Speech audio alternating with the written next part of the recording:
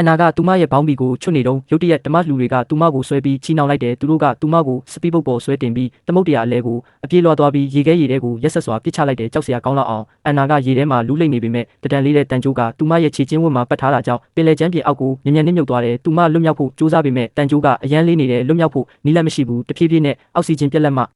သူကြောင့်သူမမေးမျောသွားပေမဲ့ခဏအကြာမှာမယုံနိုင်စရာတစ်ခုခုဖြစ်ပျက်ခဲ့တယ်သူမရဲ့မျက်လုံးတွေပွင့်လာပြီးရုတ်တရက်ရေအောက်မှာအသက်ရှူနိုင်ခဲ့တယ်ကဘာပေါ်မှာအကြီးမားဆုံးအရာပဲဒါတင်မကဘူးသူမရဲ့ခန္ဓာကိုယ်ထဲမှာခွန်အားတွေစီးဆင်းလာတာကိုခံစားလိုက်ရတဲ့တန်လေးတဲ့တန်ကြိုးကိုအလွယ်တကူလိမ်ပြီးပြတ်သွားတဲ့အထိလုံနိုင်တဲ့လောက်မြန်ရေကူးပြီးစက်ကက်စီတက်လာခဲ့တယ်ကမ်းခြေကိုရောက်တာနဲ့ထွက်သွားတော့မဲ့လူနှစ်ယောက်ကိုတွေ့လိုက်ရတယ်သူတို့ကသူမကိုပြန်ပေးဆွဲသူတွေလို့တန်တရားဝင်မိတယ်သူမတွန့်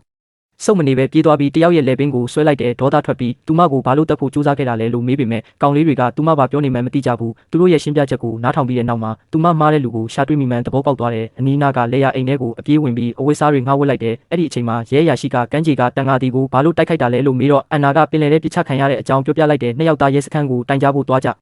တဲ့ပြီးတော့အန်နာကသူ့အကိုကိုဘာဖြစ်သွားလဲဆိုတာပြောပြဖို့အိမ်ပြန်ပြေးသွားတယ်သူ့အကိုကရေထဲကဘလို့လွတ်မြောက်လာလဲဆိုတာသိချင်စိတ်ပြင်းပြနေပေမဲ့သူမှလည်းရှင်းပြလို့မရဘူးတယောက်ကသူ့အလုပ်ကိုအတင်းကျပ်လုပ်ပြီးအန်နာကိုတတိပေးဖို့ပြန်ပေးဆွဲသွားတာဖြစ်နိုင်တယ်လို့သူခံမှန်းမိတယ်သူကသူမကိုတနက်တက်လက်ပေးပြီးတကယ်ဖြစ်ပျက်နေတာတွေကိုစုံစမ်းဖို့ထွက်သွားခဲ့တယ်သူ့အကိုထွက်သွားပြီးနောက်အန်နာကပင်လယ်ထဲမှာဘာတွေဖြစ်ခဲ့လဲဆိုတာကိုရှာဖွေဖို့ရေချိုးခန်းကိုသွားတယ်သူမရဲ့ခန္ဓာကို